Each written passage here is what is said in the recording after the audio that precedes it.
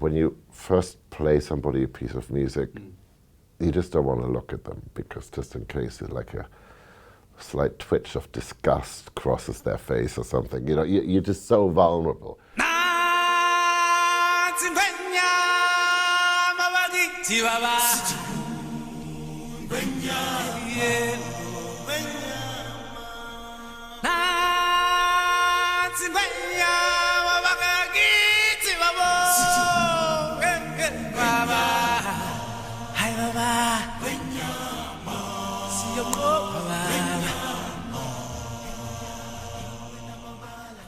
You know, I was always sort of making a noise on the piano, and then one day my mum said, "Do you want to have a piano teacher?"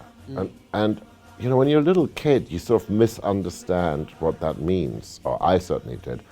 I thought a piano teacher was somebody who was going to teach you to all that crazy noise I was hearing in my head, how to make that come out of my fingers. That's not what piano teachers do. They teach you how to play other people's music. I didn't want to play other people's music.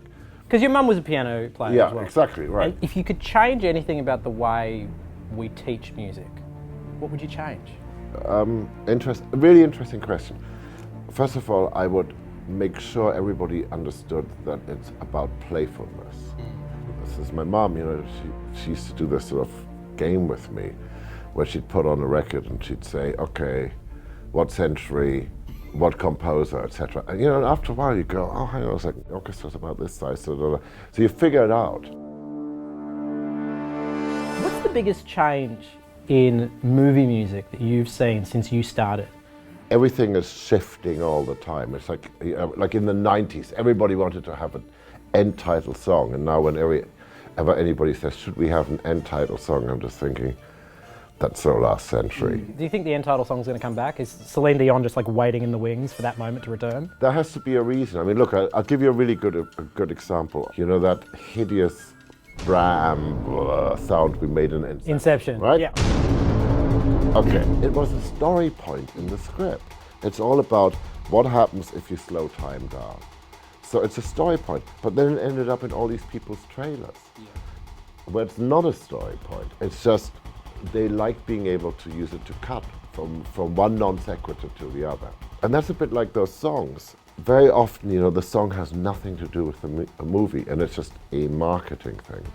And the world has shifted. See, it's really interesting that you say that, because the comparison I was thinking about the other day, because I was listening to your soundtracks to Man of Steel and obviously the Dark Knight trilogy, and then I went back and I was listening to what Danny Elfman did for Batman and what John Williams did for Superman, and the audio language is so different.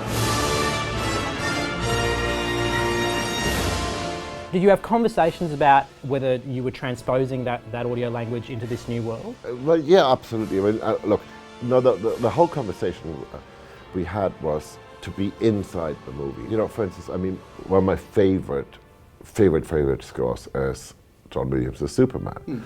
But it's very much objective in a way. You know, it sort of sits above the character in a fun Heralding way. everything, It's, yeah, you right. know, and it goes Superman, you know. Yeah, so you know everything about it, as opposed to the way I like working, which is, you know, I'm just going to give you a glimpse at something, and I'm not even going to tell you what it is, and I'm going to just sort of invite you in and let you discover it. I'm going to let you be part of this world. I'm just going to, you know, and sometimes I'm going to mislead you a little bit, and I'm just going to make it all a bit more mysterious. I wanted to ask you about probably one of your most iconic recent scores, which is Interstellar, because when we talk about Interstellar, we visualise big, larger-than-life space epic, but that's not what was pitched to you at the beginning, was it? Well, you know the story. I do. Okay, I'll tell you the story. Okay, so I see Chris, and I can tell he's got this. He's making the idea up as he goes, but he's going, what if I were to send you one page, just describing something, but you know, I won't tell you what the movie is about. Will you give me one day and write whatever you get from that page? So I get this beautiful typewritten letter which describes what it meant to be a father. So I sat down Sunday morning and I, in turn, in a funny way, wrote a love letter to my son, what it meant to me. I've done a lot of movies, but every time I sit down, it's like blank page. oh my God, I have no idea what to do. And I've finished about 10:30 at night with this really fragile, really sort of personal piece. And I phoned Chris's house, his wife answered. He comes over and I'm playing him this thing and finish, and I turn around to him and I go, so what do you think? And he pauses for a second and he goes, suppose I better make the movie now. And then he starts talking to me about space, and he talks to me about all these things. And hang on a second, but I've just given you the tiniest, most fragile, discreet, little piece of music. What's that got to do with all this epicness? Yeah. And he goes, well, now I know where the heart of the movie is. All I knew was ultimately there was this moment of, leaving your child behind. Your father passed away when you were very young, when you were 6 years old. And I read that music was a key way in which you worked through that. Is that true? I didn't work through it, I just took refuge in it. Right. Which I didn't realize. I mean, I wouldn't be in music if this hadn't happened, because it was two things. It was a complete refuge to just lose yourself in playing.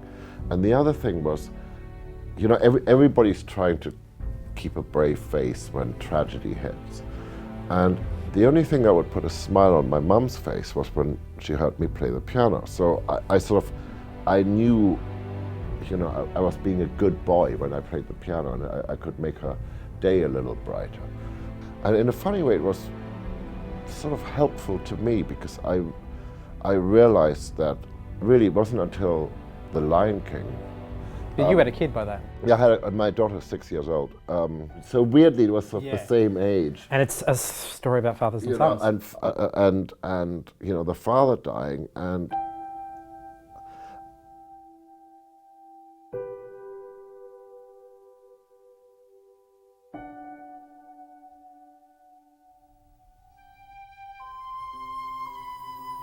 the advantage of not having a musical education is that I always have to invent, and I have to write from the heart. I don't know where else to write from. In music, I have to be completely honest. I don't know how not to be, and I have to bear it all. So it's a bit complicated, because you have to make up your mind, how much do you really want people to see you? Hans Zimmer, thank you for all the music. Pleasure. It was an absolute pleasure talking to you.